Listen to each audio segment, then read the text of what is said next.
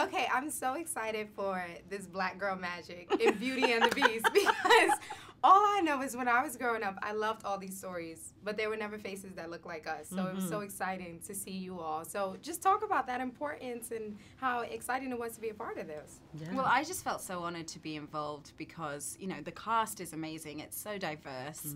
And for me, it's one of my favorite Disney films of all time. So I was just thrilled to be invited to join the party. Yeah. You know, and for me, being an adult when Beauty and the Beast came out, and, you know, and being a mom whose daughter was, you know, also very into Beauty and the Beast, to know that I could be a part of this incarnation of it, and for my daughter as a teenager now, but my little daughter who's 4 months old, getting a chance to see faces that look like theirs, quite literally like theirs, is very important. It's very important, and I love that Disney is recognizing the importance of that. And did your daughter see the film already? No, my older daughter, I take that back, my 4-month-old did see it. No! She did. She yelled. What did she think? She yelled a lot at Gaston. She screamed quite a bit at Gaston. But my 16-year-old will see it in a couple weeks when it comes out. Oh, exciting! Yeah. I'm sure she'll love it. We were a woman next to me, like we were crying the entire film, and we're like, "Why are we doing this? We know how this ends." Exactly. I was the same way when I saw it a couple weeks ago. I was crying too. I'm like, not only do we know how it ends, we were in it. Yes.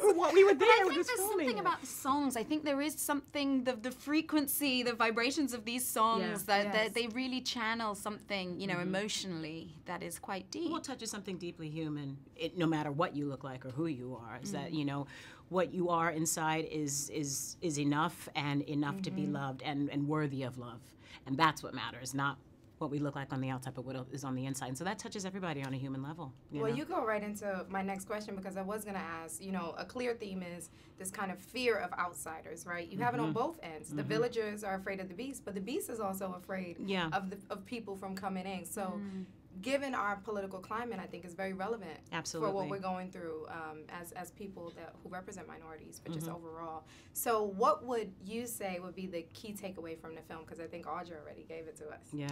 Well, you know, I mean, there is the beauty is found from within, you know, but I also think, you know, look a little deeper. Don't judge a book by its cover. I think, you know, you've got to sort of be unafraid of getting to know a person on a human level. Right, and I mean, in looking as deep as you do, as one can and as they do in this film, you start to realize that the prettiest man in the film turns out to be the monster, you know, and that Gaston is the monster, you know, and he's supposed to be gorgeous and whatnot, but really, you look inside and you go, yeah, nope. What a gorgeous soul. Yeah, I told Luke, I said, I think you enjoyed that a little bit too much because he was really into this character. Now, I did love how Belle and Beast, they're so into literature, right? Like, I study English literature in college, so I just loved it. Was there a book that you remember from your childhood that allowed you to go to another place or one of your favorite books?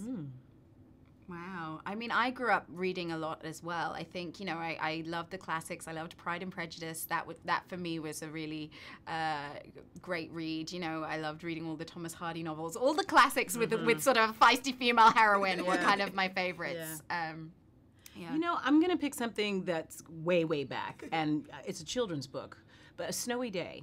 Okay. Ezra Jack Keats. He was a brilliant black children's book author, and what I loved about that book and that stuck with me is I was completely able to go into a whole new world, you know, in that that's a book that if I look at it now, I can see that I jumped into that book and lived in that book.